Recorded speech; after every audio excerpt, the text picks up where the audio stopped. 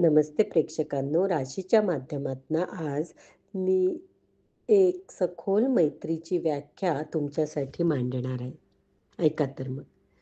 सापुताऱ्याच्या त्या धुक्कट घाटांमध्ये गच्च हिरवाईने लपेटलेल्या डोंगराच्या कुशीत बसलेली मी. थंड वाऱ्याच्या झुळकांमध्ये केस उडताना पानांवरून उघळणाऱ्या पावसाच्या थेंबासारखंच मैत्रीचं निर्मळ प्रेम मला जाणवतंय. मैत्री म्हणजे काय? ते एक नातं आहे. ना बंधनांचं ना अपेक्षांचं. मैत्री म्हणजे सहजपणा जिथे स्वतःला कुठल्याही मुखवट्याशिवाय मांडता येतं. आजच्या युगात व्हर्च्युअल जगात आपल्याला हजारो मित्र, फॉलोअर्स भेटतात. पण खरी मैत्री ही लाईक्समध्ये नसते. ती असते एका गप्पांमध्ये, एकमेकांच्या अश्रूंना टिपण्यात आणि हसण्याच्या क्षणांना जपण्यात.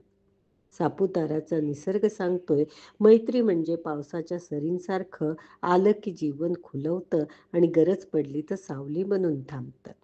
तुमचं दुःख वाटून घेणारं आणि तुमच्या यशात तुमच्यापेक्षा जास्त आनंद मानणारं. मैत्री म्हणजे एका हातात चहा, दुसऱ्या हातात बिस्किट आणि समोर बसलेली मैत्रीण. जिथे शब्द कमी पडतात पण डोळ्यातून संवाद घडतो. आजची पिढी खूप वेगवान झाली आहे. मैत्रीतही शॉर्टकट आलेत, पण खरी मैत्री कधीच शॉर्टकटमध्ये बसत नाही. ती काळजी, ती आठवण, तो अचानक आलेला फोन, ती न बोलता समजलेली वेदना, या सगळ्यांचा संगम म्हणजे खरी मैत्री. सापुताऱ्याची हिरवळ, वाऱ्याचा स्पर्श आणि धुक्याची मिठी या सगळ्यांनी मला सांगितलंय, मैत्री ही फक्त एक नातं नसून ती भावनांचा उत्सव आहे. जीवनाच्या प्रत्येक उतारावर ती आपल्याला उभं ठेवते, सावरते आणि पुन्हा जगायला शिकवते. मैत्रीचं खरं सौंदर्य म्हणजे तुम्ही किती दूर असलात तरी मनाने एकत्र असणं.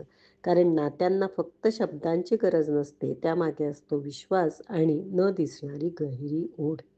आणि म्हणूनच सापुताऱ्याच्या या निसर्ग कुशीत आज मी मैत्रीला नव्याने भेटले. माझ्या श्वासात, नजरेत आणि अंतःकरणात तिला घट्ट बिलगून घेतलं आहे.